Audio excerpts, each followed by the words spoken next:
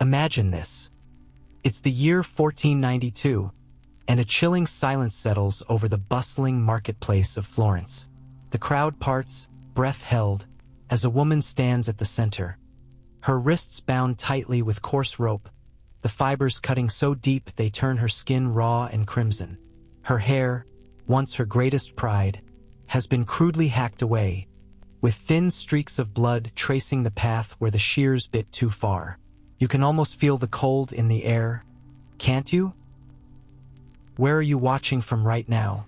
And what time is it where you are as we step back into this frozen moment of history? Stripped to the waist, she trembles beneath the cruel bite of the February wind. Around her, hundreds of eyes glare like sharpened blades, each stare cutting deeper than any whip could. The silence isn't mercy, it's judgment. And in that heavy stillness, Florence itself seems to be holding its breath. Rotten vegetables slice through the air. A cabbage smashes against her face, its sour juice mixing with her tears. The crowd erupts. Men spit curses and crude jokes, their wives watching silently, knowing in their hearts that fortune alone has spared them from this humiliation. Children laugh and throw stones, encouraged by parents who hiss warnings. This is what happens to wicked women. On a raised platform nearby, the local priest reads aloud from scripture, his voice booming with righteous conviction as he declares the wages of sin. But with every verse he utters, the crowd grows wilder, hungrier for blood. Her crime? Adultery, or rather the accusation of it, whispered by a husband who desired a younger, wealthier bride. There was no trial, no evidence, not even the illusion of fairness. His word alone sealed her fate, enough to condemn her to this public crucifixion of dignity.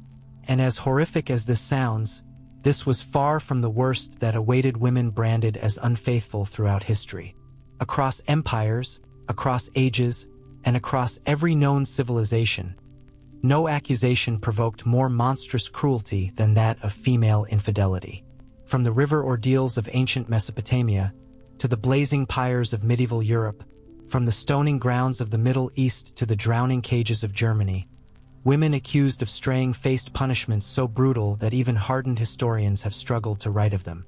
These horrors were never truly about the crime itself. They were about control, about spectacle, about fear, about ensuring that half of humanity remained silent and submissive. The violence was a performance meant to remind every watching woman what would happen if she dared to step beyond her assigned place. What you're about to learn will disturb you, not because these acts were hidden, but because they were commonplace, celebrated, and accepted. They were not the exceptions of civilization, they were its foundations. Enshrined in law, sanctified by tradition, and justified as moral necessity. And the final punishment we'll uncover in this tale of cruelty is so grotesque, so unspeakably dehumanizing, that even chroniclers of the time could not bring themselves to describe it fully. It was not death they feared to record, but a fate infinitely worse. A living damnation that turned women into walking warnings, breathing monuments of male domination, stripped not only of dignity, but of humanity itself. 3,800 years into the past, to the birthplace of civilization itself, Babylon. Here, King Hammurabi carved his code into stone, 282 laws that would define one of humanity's first great empires.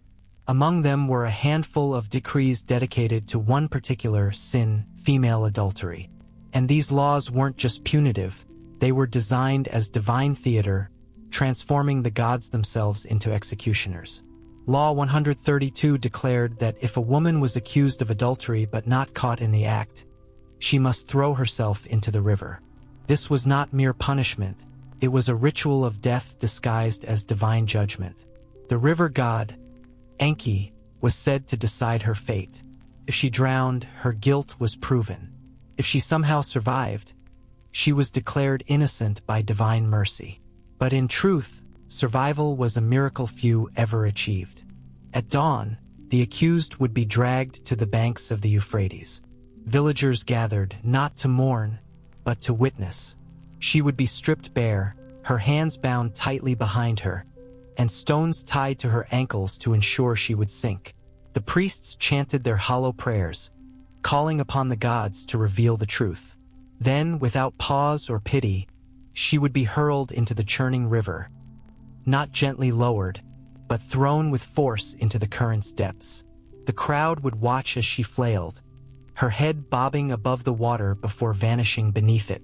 Some would cheer, some would whisper prayers, others placed bets on how long she would last. When at last her body stilled, the current would carry her away. For 3 days she would remain in the river, untouched, for the water was sacred. Only after her flesh began to rot would the body be dragged ashore. Her corpse, swollen and pale, would be left to decay in public view, a warning to every other woman who might dream of defiance. But the cruelty did not end there. The accusation alone was enough to destroy her life. Even if she somehow survived the ordeal, she would return to a village that had watched her humiliation. Her home gone, her property seized, her children marked with shame, and no man would ever speak her name again. Survival meant social death, a living punishment until real death delivered mercy. Archaeological excavations near ancient rivers reveal mass graves, countless female skeletons, wrists bound, lungs filled with silt and sand. Conservative estimates suggest that thousands of women perished this way under Hammurabi's rule alone. And even after his empire faded, the ritual endured, spreading to the Assyrians, the Hittites, and eventually seeping into European trial laws, where it persisted for nearly 3 millennia. What made the river ordeal so cruel was its hypocrisy. It claimed divine justice while exploiting the biology of women. Bound hands, weighted limbs, survival was impossible. The priests knew this. They engineered the ritual to ensure death while maintaining the illusion of celestial fairness. Clay tablets unearthed in Samaria even record the final words of condemned women. One reads, "I call upon Inanna to witness my innocence, though I know the river will take me. Tell my daughters, be silent, always silent, for silence is their only protection." Another chilling inscription says simply, "My husband wearies of me. The river is his solution. The gods are his excuse." But if Mesopotamia's rivers swallowed its accused, Rome's marble streets preferred something different, something far more visible and infinitely more cruel. In ancient Rome, a man's authority over his household was absolute. Under the principle of patria potestas, a husband wielded the power of life and death over everyone under his roof, wife, children, and slaves alike. When a woman was accused of adultery, Roman law did not always demand death. It demanded transformation, the systematic destruction of her body and beauty. Under Emperor Augustus's Lex Julia de Adulteriis Coercendis, husbands were granted the right to kill their wives caught in the act. But most chose a punishment far more theatrical: mutilation. This ritualized cruelty, known as rhinotomy, involved the slicing off of a woman's nose, sometimes her lips, her ears, anything that disfigured the face that society prized most. In the public forum, the husband would accuse her aloud before the crowd. Then, as soldiers restrained her, he would take the blade himself, cutting away her beauty as the crowd roared approval. Blood ran down her chin, staining the marble at her feet. But it didn't end there. She would be stripped naked, forced to ride backward on a donkey through the city, while people hurled filth and insults. Signs hung around her neck detailed her crimes for all to see. Some men branded their wives' foreheads with hot irons, carving the word adulteress into their skin. Others slit the corners of their mouths to leave a grotesque, permanent smile, a mockery of their suffering.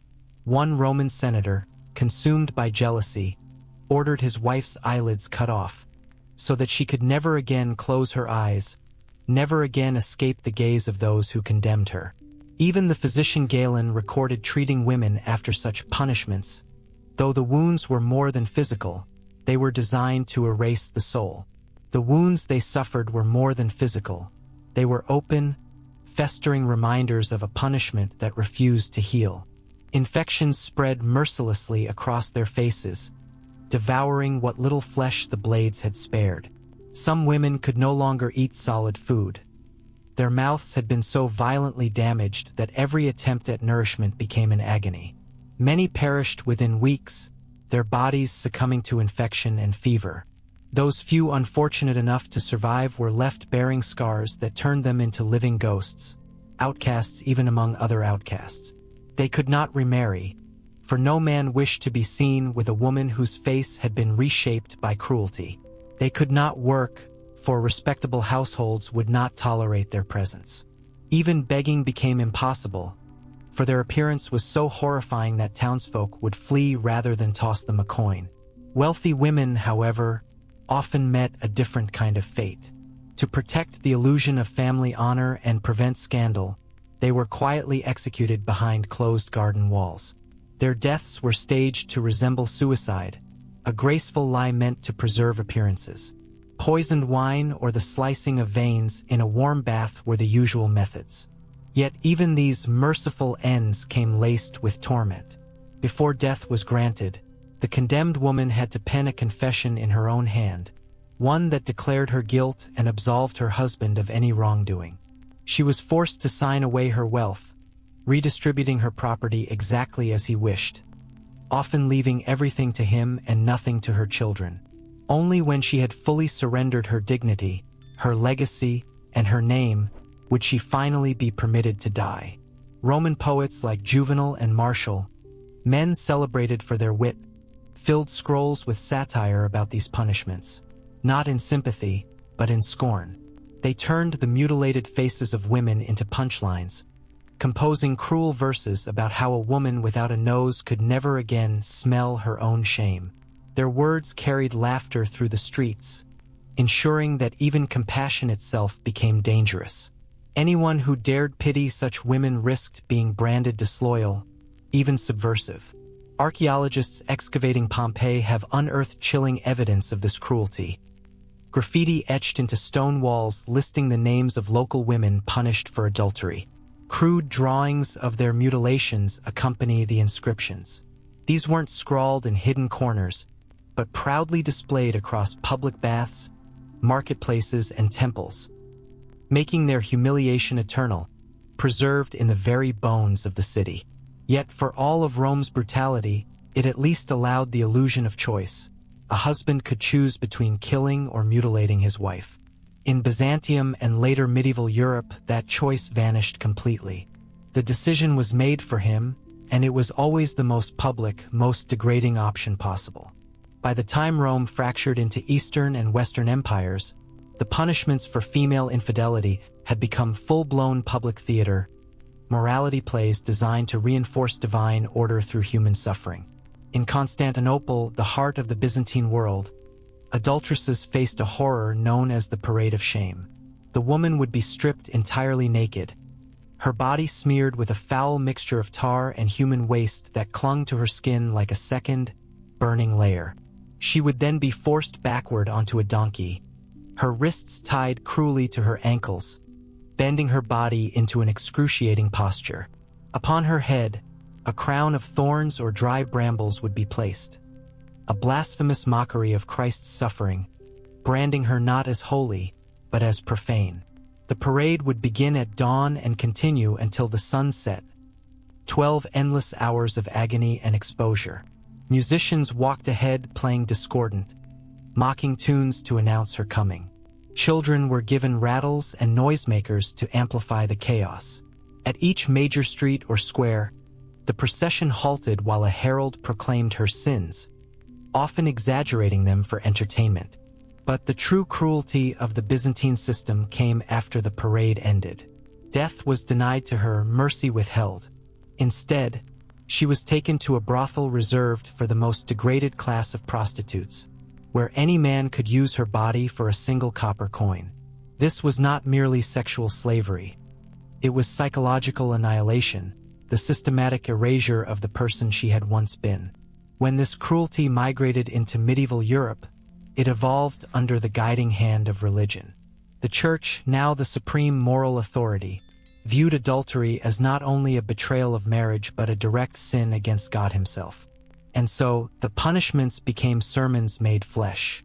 One of the most infamous devices was the cucking stool, a long wooden beam with a chair fixed at one end. The condemned woman would be strapped tightly into the seat and repeatedly plunged into a river or pond. But this was not the swift execution of Mesopotamian rivers. This was torment measured by breath and heartbeat. She would be submerged until her body convulsed in panic, lifted out just long enough to gasp, then plunged back beneath the surface. Again and again for hours, the crowd would cheer as though watching sport. Local vendors sold food and ale, turning the torture into public entertainment.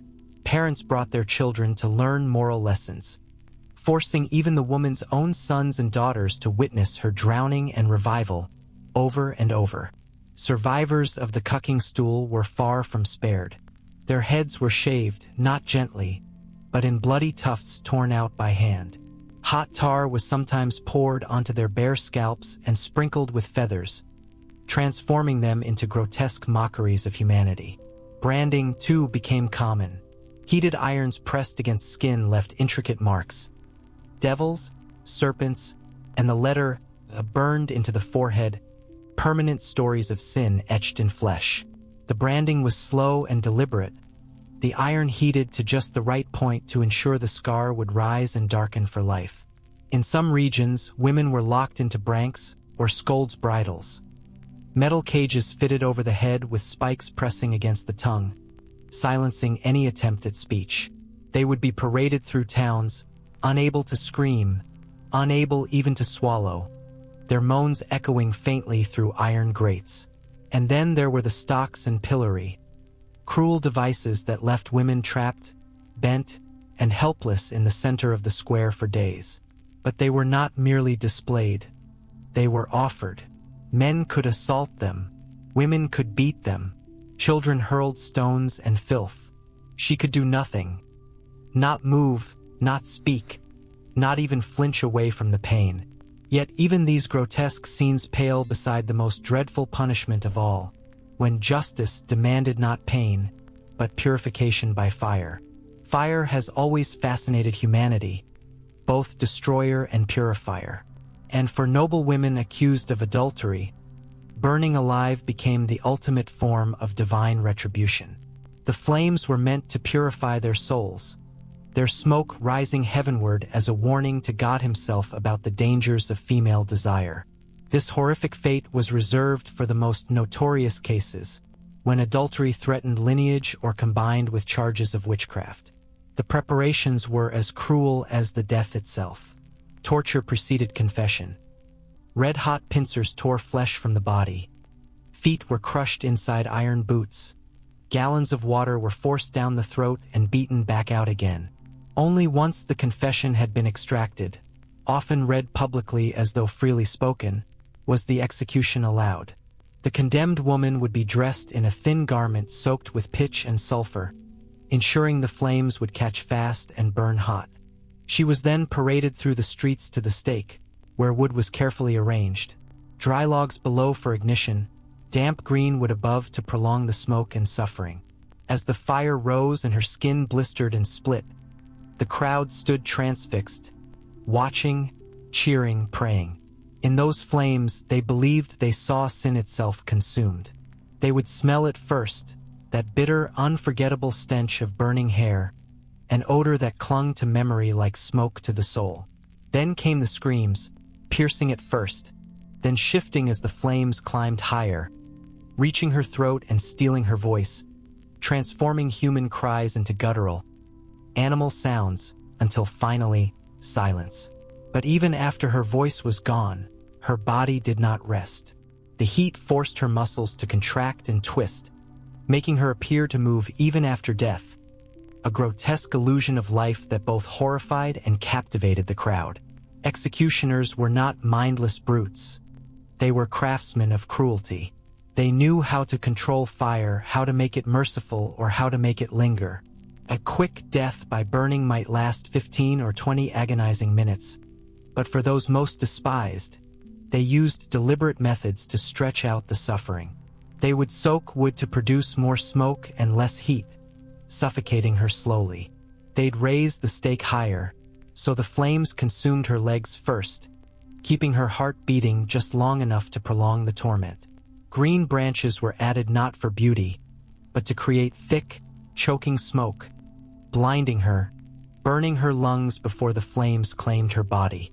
In the Islamic world, however, another punishment emerged: stoning. It was not death by fire, but death by society itself. Every stone thrown was a declaration of judgment, a collective verdict from the community against the condemned woman.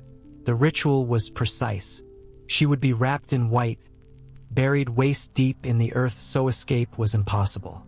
The stones were chosen carefully, not too small to merely sting, not too large to kill instantly.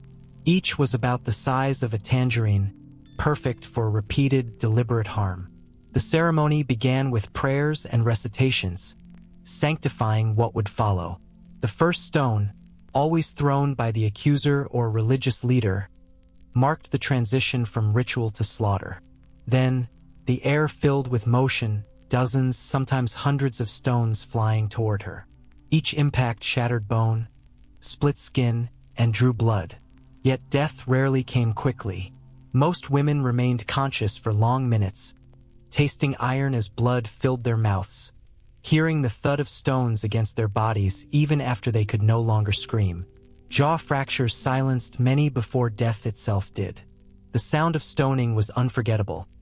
Not just the hard crack of stone against flesh, but the wet tearing of skin, the snap of bone, the choking gurgles as lungs filled with blood. Even when her body finally collapsed, the barrage continued, not to kill but to erase. In some regions, the punishment did not end there. Her body would be left exposed for days, devoured by animals. Her remains burned afterward so that no grave could honor her. Even her name would be forbidden, her existence wiped from memory. But death was, in many ways, merciful. Some societies believed pain without death was a far greater lesson. Across the Islamic world and the Indian subcontinent, the preferred punishment for adultery was not execution but disfigurement, an intentional mutilation designed to destroy beauty while preserving breath. In Mughal India, this became law. Emperor Aurangzeb himself decreed that adulterous women should have their noses cut off, a middle punishment between a warning and execution, though there was nothing moderate about it. The nose, seen as the seat of honor and the essence of respectability, became the symbol of disgrace. With a curved blade called a nakatar, the executioner, often a barber, would slice through cartilage and bone in one swift motion, removing the nose entirely and leaving a raw, gaping wound in the center of the face. The bleeding was immense. Many died from shock or blood loss. Those who survived faced endless torment. Breathing became painful. Cold air scorched their throats. Eating and speaking were difficult. Their voices, stripped of nasal resonance, became unmistakable markers of their shame. Yet the worst pain was not physical, it was social. In cultures where a woman's worth depended on beauty, a missing nose meant exile from humanity. She could not marry, could not work, could barely beg without driving others away. British colonial officers wrote of encountering such women. One described finding a 16-year-old girl sitting by a dusty road, blood streaming from her face. Her only crime, smiling at another man. Her husband had done it himself with a farming sickle, cutting off not just her nose but her upper lip, leaving her with a permanent skull-like grin. Even noble women were not spared. In 18th century Delhi, a lord's wife accused of adultery was mutilated beyond recognition. Her nose, ears, eyelids, and lips removed. Yet she was kept alive, locked away in a palace room, fed through a tube, a living ghost meant to serve as a reminder. In Afghanistan and Pakistan, punishments evolved into even greater brutality. Fingers severed joint by joint, tongues split, breasts cut away. Each act was symbolic. Fingers for forbidden touch, tongues for forbidden speech, breasts for forbidden pleasure. A woman's body became a text, her scars a message to every other woman about obedience and fear. Even attempts to restore faces brought more agony. Wooden or metal prosthetic noses often caused infection, while modern surgery, where available, required endless operations, none restoring the woman's true appearance or dignity. The punishment lived on long after the wound healed. Perhaps the most haunting part of this cruelty was how it extended into everyday life. Men would leave blades visible in their homes, silent threats of what could happen if loyalty wavered. Mothers would whisper to daughters of noseless women hidden in dark rooms, warning them that their faces, their beauty, even their very names, existed only by the will of men. And in China, another form of control emerged, not through fire or blades, but through bone. There, women's feet became the canvas for suffering. The ancient ritual of foot binding turned the female body itself into a prison, a slow, lifelong punishment disguised as tradition. For women accused of adultery, the manipulation of their bound feet became a punishment that fused unbearable agony with lifelong immobility, a cruel sentence ensuring that they could never wander again, neither in body nor spirit. Ordinary foot binding, practiced on girls between 4 and 9 years old, was already an ordeal of torment. The arch of the foot was deliberately broken, the toes folded underneath, and everything bound tightly with silk wrappings to halt growth. The result, the so-called golden lotus, was an ideal foot measuring just 3 inches long. Women who possessed these tiny, distorted feet moved with a distinctive swaying gait that society labeled as graceful and alluring, though in truth, every step was a surge of pain, a constant reminder of bones reshaped by cruelty. Yet for women condemned as unfaithful, the torment did not stop there. Their already crushed feet would be broken again, rebound in even more unnatural positions designed to multiply agony and eliminate mobility entirely. Toes were folded completely beneath the sole and tied so tightly they would eventually rot and fall off. The arches were shattered in multiple places until the foot bent almost entirely in half. Bands of fabric would climb up the leg, strangling circulation until the flesh itself began to decay. This process wasn't done in one sitting.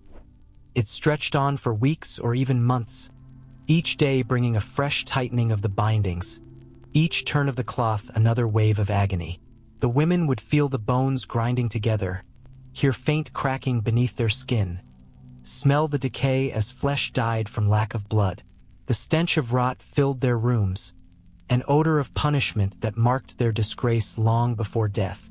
Accounts from the era describe endless screaming, women losing consciousness from pain only to be revived so the torture could continue. Many begged for death, but that was never the intention. The goal was not to kill, but to create a living lesson, a woman so broken that she could never again take a full step, never again escape the confines of her home. Those who survived the ordeal were left with blackened, misshapen feet, some missing toes, others missing entire sections devoured by gangrene. Each movement for the rest of their lives brought excruciating pain. They became prisoners of their own bodies, reliant on the very families who had condemned them for the simplest acts of survival. Yet the punishment rarely ended there. In many regions of China, adulterous women were turned into sources of income, their suffering transformed into public spectacle. Some were sold into brothels, not as courtesans or entertainers, but as the lowest form of prostitute imaginable, women stripped of all dignity and treated as objects of punishment rather than pleasure. Their crippled feet made escape impossible. Even standing was an ordeal. These brothels specialized in the degradation of adulteresses. The women were displayed behind iron bars, their mutilated feet exposed as proof of their guilt. Customers came not seeking affection, but the thrill of inflicting further pain on those already condemned. Disturbingly, such establishments were legal. Some even carried state licenses, turning moral punishment into a grotesque business. In certain provinces, the humiliation was made mobile. Traveling exhibitions paraded mutilated women in cages from town to town. Crowds gathered, tossing coins or stones, demanding to hear the women confess their sins. Children were brought to watch, to be taught what awaited immoral women. Over time, truth blurred with performance. Each woman was forced to retell her story repeatedly, adding embellishments to satisfy the audience, until her identity dissolved into the spectacle. The psychological devastation went beyond the physical. In Chinese culture, a woman's feet were considered deeply intimate, something shown only to a husband, often associated with sensuality and femininity. To have those feet destroyed, exposed, and displayed was not just torture. It was a public violation of the most private part of a woman's identity. It was humiliation masquerading as justice. Ancient Chinese medical texts from the Ming and Qing dynasties contain harrowing notes about such victims. Physicians wrote of their futile attempts to treat necrosis, nerve damage, and infections that defied all cures. They recorded women who, decades after their punishment, would wake in the night screaming, feeling phantom pain in toes that no longer existed. Yet even this nightmare paled before what awaited women in medieval Europe, a continent whose imagination fused Christian theology with a brutal fascination for suffering. Among its darkest inventions were two punishments that tested the limits of human endurance: the drowning cages and live burial. The medieval European mind turned cruelty into performance, and the drowning cage became its iron stage. Used across Germany and Eastern Europe between the 13th and 17th centuries, it was no crude device. It was engineered for prolonged terror. Constructed of iron bars spaced just close enough to restrain a body but wide enough for water to flow freely, the cage was attached to a long beam extending over a river or pond. The condemned woman was stripped and locked inside, her skin pressed against the freezing metal. The fit was precise, confining her movements but leaving her alive and aware. Then came the slow descent. At first, only her feet touched the water. Then her knees, her chest. Her breath quickened with each inch as icy water rose higher, promising the inevitable. Spectators gathered, their morbid curiosity transforming suffering into entertainment. Bets were made on how long she could hold her breath. When the water reached her neck, the operator lowered the cage just enough for her face to submerge. She could still see the world above, the blurred outline of sky through rippling water, yet she could not reach it. She would hold her breath until her lungs burned like fire, until instinct forced her to inhale water. Then, just before death, the cage would be lifted, granting her one desperate gasp before being plunged down again. This cycle repeated over and over, drowning, gasping, drowning again until consciousness flickered and finally vanished. Some women survived the drowning cages, though survival was hardly salvation. Repeated near drownings caused brain damage, ruined lungs, and shattered minds. Many never recovered, haunted by the sensation of water filling their chests. Even rainfall could send them into screaming fits of terror. But for certain women, even this was deemed too merciful. Medieval justice had one punishment darker still: burial alive. This method, often reserved for adulteresses accused of murder, combined every human fear, darkness, confinement, and suffocation, into one slow, ceremonial death. The ritual began with cruelty disguised as piety. The condemned woman was forced to dig her own grave, each scoop of earth serving as both labor and prophecy. Crowds gathered to watch, some mocking, some praying, as she carved the pit that would soon become her tomb. Once finished, she was made to lie within it, the raw earth pressing against her skin. There was no coffin, only dirt. The burial began deliberately slow. Soil was poured over her feet, her legs, her torso. The weight grew heavier, the air thinner. When only her head remained above ground, the process stopped briefly, for confession, for final words, for hopeless pleas. Then the final shovelfuls fell. Soil filled her mouth and nose as she struggled to turn her head, desperate for air that no longer existed. Still, her mind did not shut down immediately. For several minutes, perhaps longer, she remained conscious in absolute blackness, feeling the crushing weight of the earth closing in. She suffocated slowly, lungs pulling in dirt instead of breath. Above, the crowd would fall silent, feeling the faint tremors of her final struggles through the soil. Archaeologists centuries later would uncover these graves. Twisted remains, hands clawed upward, mouths packed with earth, bones fractured from the violent spasms of asphyxiation. Some regions devised even crueler variations. In parts of Eastern Europe, women were buried upright, with only their heads exposed above ground. There they remained for days, dying not from suffocation, but from thirst, starvation, and exposure, while birds pecked at their eyes and insects crawled across their skin. They were conscious for most of it, unable to move, unable to die quickly, forced to endure the slow unraveling of life. But perhaps the most harrowing aspect of these punishments was not the method itself. It was who participated. Often, it was not strangers who condemned them, but their own families, fathers, husbands, and brothers, turning execution into a ritual of betrayal disguised as morality. Husbands were often the ones forced to begin the execution themselves, to lower the drowning cage, to throw that first handful of dirt that marked the beginning of the end. Children were made to stand by and watch as their mothers struggled for breath, made to see what fate awaited any woman who dared to defy. Sons were commanded to fill the grave, shoveling earth over the still-moving body of the woman who had given them life. Daughters were warned with cold words whispered in their ears, that if they ever followed their mother's path, the ground would one day claim them too. The last officially recorded case of live burial for adultery in Europe took place in Germany, in the year 1734. But anyone who knows the way history hides its cruelties understands. Unofficially, it likely continued in forgotten corners and silent fields long after. The woman's name was erased deliberately from the records, as if the mere memory of her existence was too shameful to preserve. She had confessed, under torture, to affairs with 3 men. Later, investigators discovered the truth. Her confession had been wrenched from her by a husband who wanted to be rid of her, so he could marry a younger woman with a larger dowry.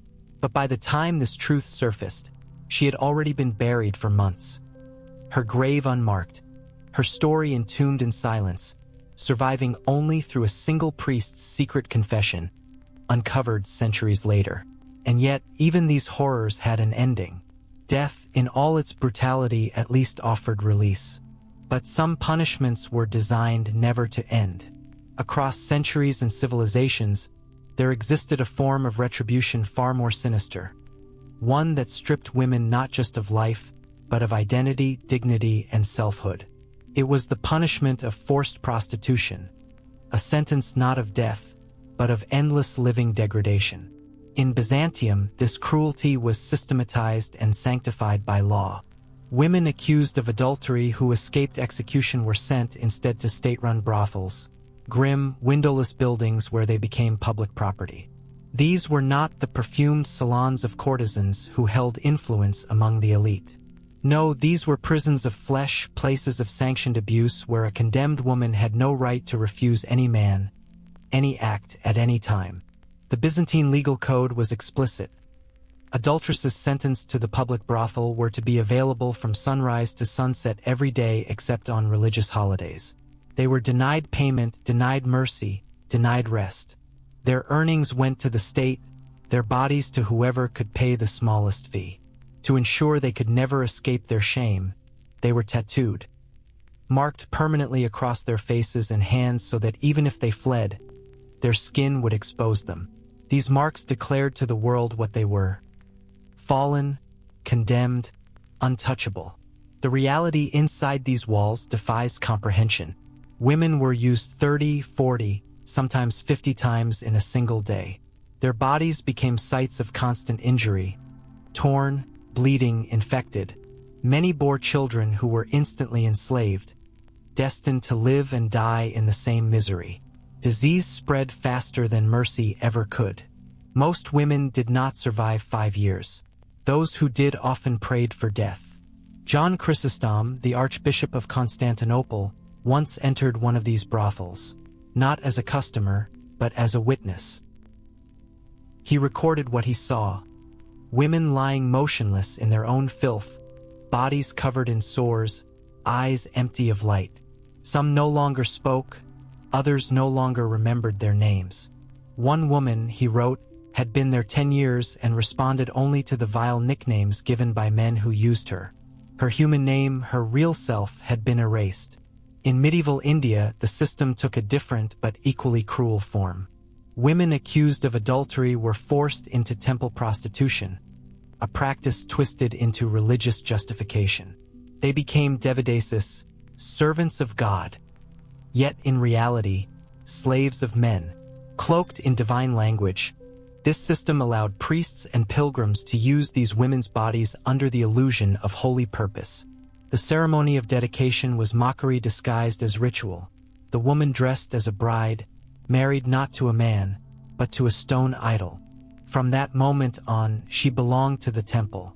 She could never refuse, never marry, never leave. Her life was an endless act of penance, though the sin was never hers. The priests took first rites, pilgrims followed, and the children born of this cycle were condemned to repeat it. Daughters were raised to serve the temple. Sons were mutilated and made attendants. Generations were trapped in hereditary punishment, a chain of suffering stretching over centuries. The original accusation of adultery often faded into myth, but the punishment lived on through bloodline and ritual. In the Ottoman Empire, adulterous women faced yet another nightmare. They were sent to military brothels, forced to march alongside armies, serving soldiers wherever the campaign led. Historical texts politely call them camp followers, but in truth, they were captives. They walked in chains by day and were used by hundreds at night. When too weak to continue, they were discarded, left to die along the roadside, their bodies unburied, devoured by animals, serving as warnings to others. Even in Victorian England, that age which prided itself on morality, the same horror wore a different face. The Contagious Diseases Acts of the 1860s allowed police to seize any woman merely suspected of prostitution and confine her in certified hospitals. In truth, these were government-controlled brothels hidden behind medical language. Women convicted of adultery were experimented upon under the guise of treatment. They endured brutal examinations, mercury poisoning, and constant assault disguised as therapy. Over 60% died within 2 years. Those who survived were released crippled, diseased, or so mentally broken they could not live among normal society again. Forced prostitution was the cruelest punishment of all because it never ended. Death is final. Mutilation, though horrific, at least concludes. But this was eternal degradation. Every sunrise brought new torment. Every man who entered was another wound carved into a soul already shattered. The woman's body became a public object, stripped of personhood, her mind slowly retreating into numbness. Some described it as living death, their bodies moving while their spirits hovered somewhere far away. They forgot their names, their voices, even their reflections. They became what their punishers desired, living reminders of what happens when a woman disobeys. And for those who sought escape through suicide, even that was denied. In Byzantine brothels, women were chained at night. In Indian temples, opium was mixed into their food to keep them docile but alive. In military camps, they were guarded more tightly than gold. Society demanded that they live, not because it cared for their survival, but because it needed their suffering as a warning. Men who used them did so without shame. To them, this was justice, their cruelty cloaked in righteousness. The greater the abuse, the purer the punishment. And so, history repeated the same cruelty in 1,000 languages and faiths, each one finding a way to call it moral. Now imagine again that marketplace in Florence, 1492. The woman, stripped and bound, has endured her public humiliation, but her ordeal is far from over. Her head, freshly shorn, will mark her forever, the scars preventing her hair from growing evenly again. Her branded flesh will scream her shame to everyone she meets. Her life, if one can still call it that, will become a living monument to society's appetite for control disguised as justice. Her spirit, shattered beyond recognition, will never again resemble the woman she was before the morning began. If fortune shows her a sliver of mercy, she might be allowed to return home, not as a wife, not as a mother, but as a broken shadow of both, condemned to live out her days as a silent servant in her own household. She will be expected to bow her head, to be grateful for surviving what others would call justice. If she is less fortunate, her path leads to one of the many fates carved into the history of punishment: drowning, burning, mutilation, enslavement. In truth, it hardly matters which. Whichever path she walks, her life as a full human being has already ended. She is no longer a person, she is a warning. She has been transformed into a lesson, a living emblem of what happens when a woman dares to cross the invisible lines men have drawn around her existence. This was never justice. It was theater. Every act of cruelty, each public execution, each ritual humiliation, was designed not only to punish the woman accused, but to frighten every other woman who watched. The crowds, the ceremonial words, the religious blessings, all of it was orchestrated to engrave fear deep into the female psyche. Those watching learned the message well. Their bodies were not their own. Their desires belonged to their husbands, their families, their gods. To step outside that boundary was not simply to risk death, it was to lose identity itself. And often, everyone knew the accusations were lies. Husbands seeking new brides, families hungry for inheritance, merchants eliminating rivals, all found in an accusation of adultery a convenient weapon. The truth of the matter was irrelevant.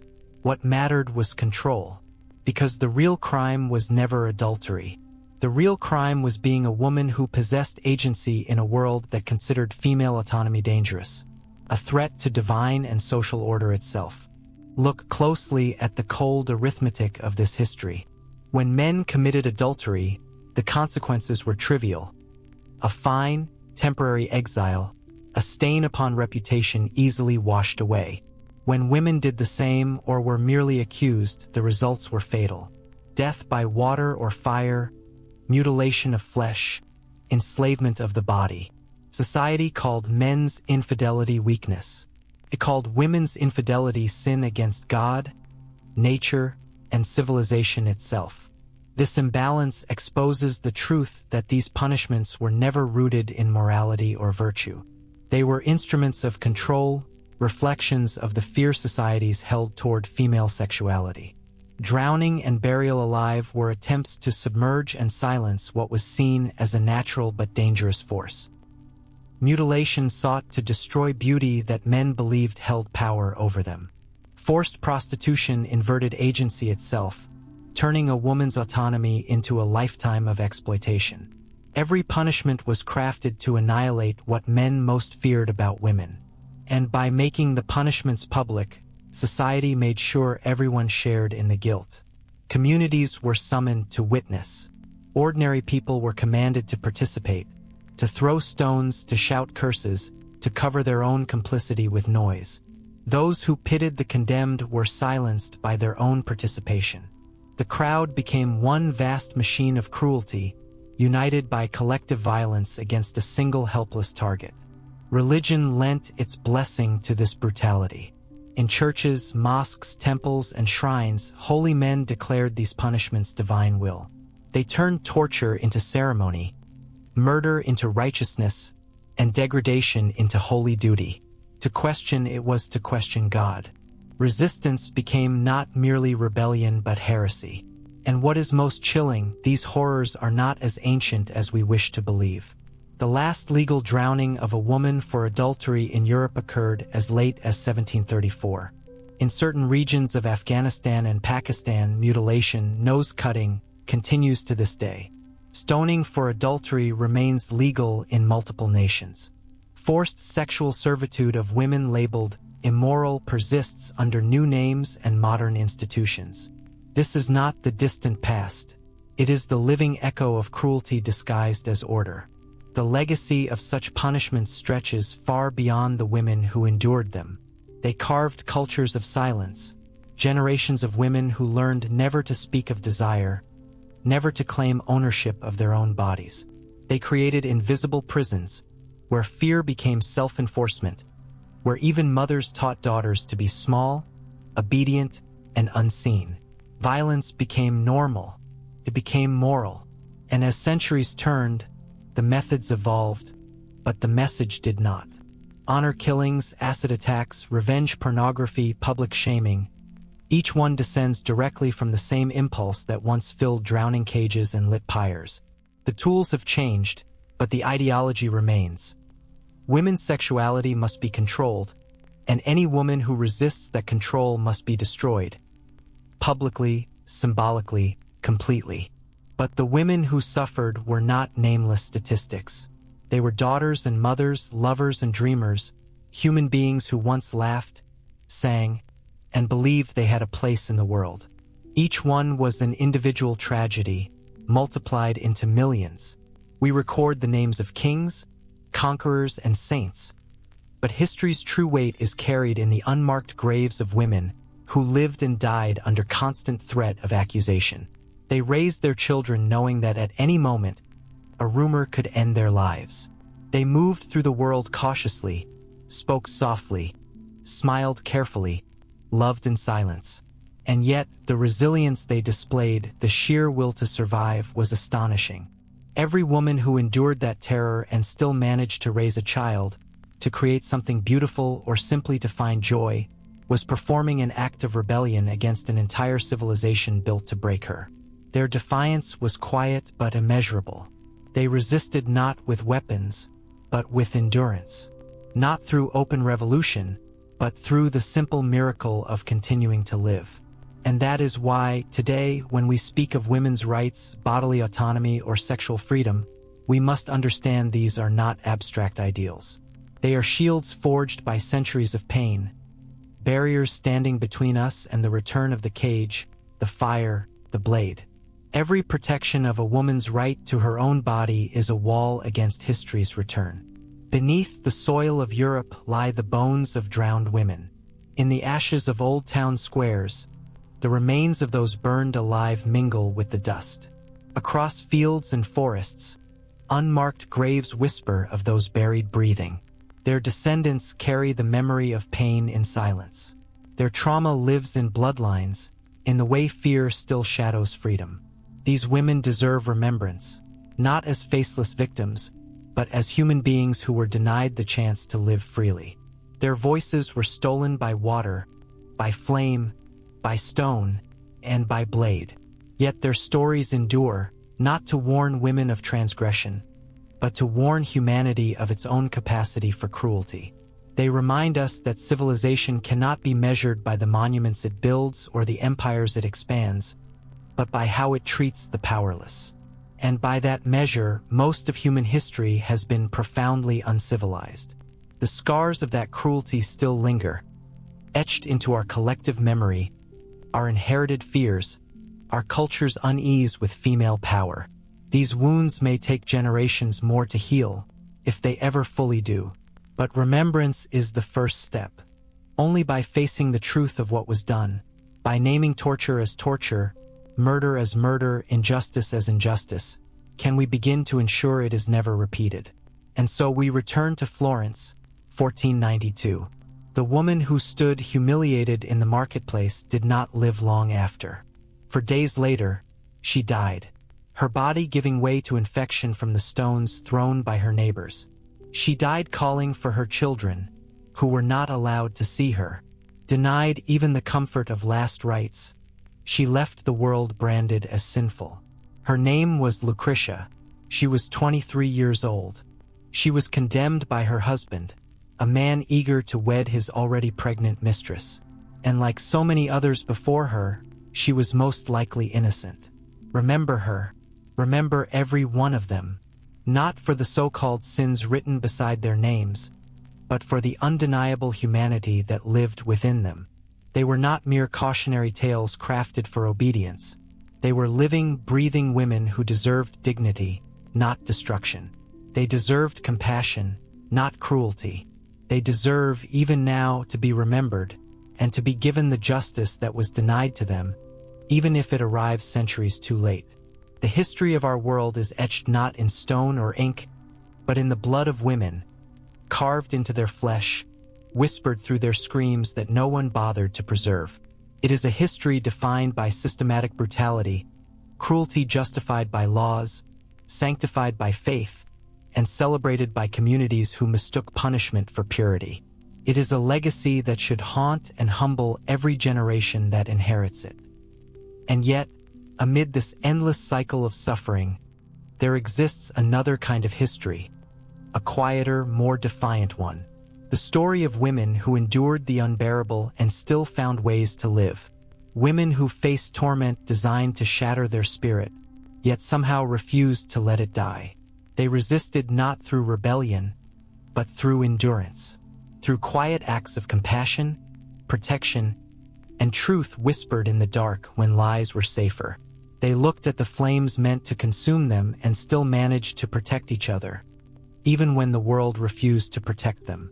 These women, these millions of silenced souls, were the unseen architects of survival. They built no grand temples, no marble monuments.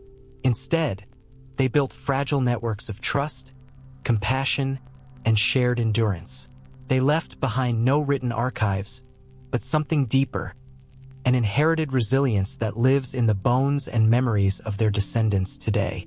So when we look back and ask how humanity could have been so merciless, we must also ask ourselves what cruelties we still tolerate in our own time. What injustices do we normalize that future generations will condemn as barbaric? What forms of punishment and control do we disguise as culture, morality, or order? The drowning cages now rest in museums. The burning stakes are buried beneath the soil of old town squares.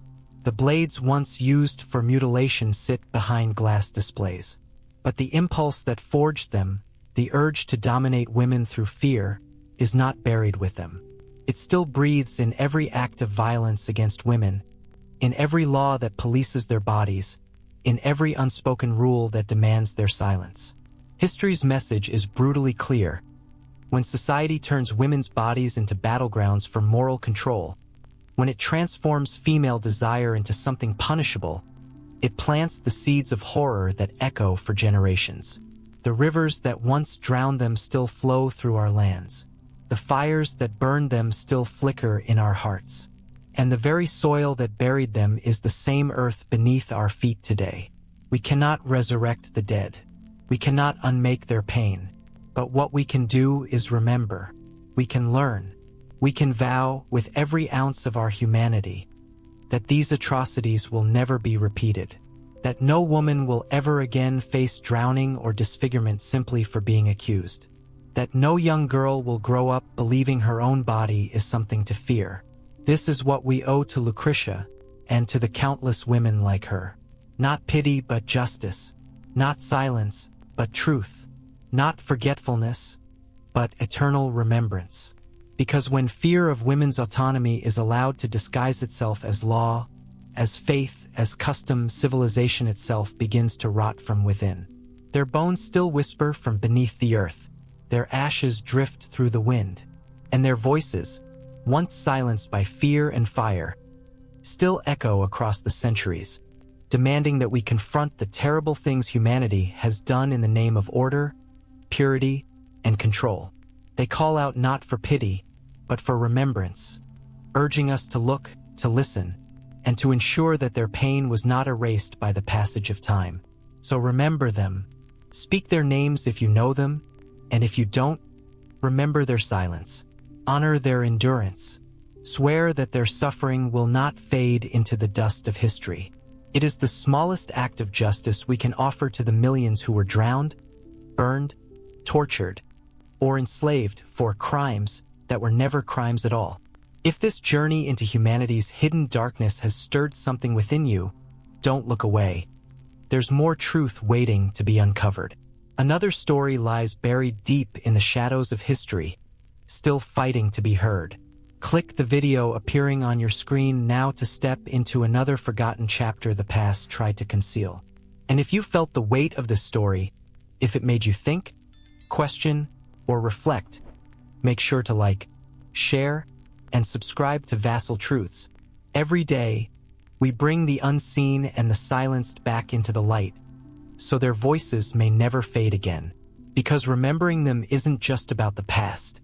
It's about protecting the humanity that still lives within us today.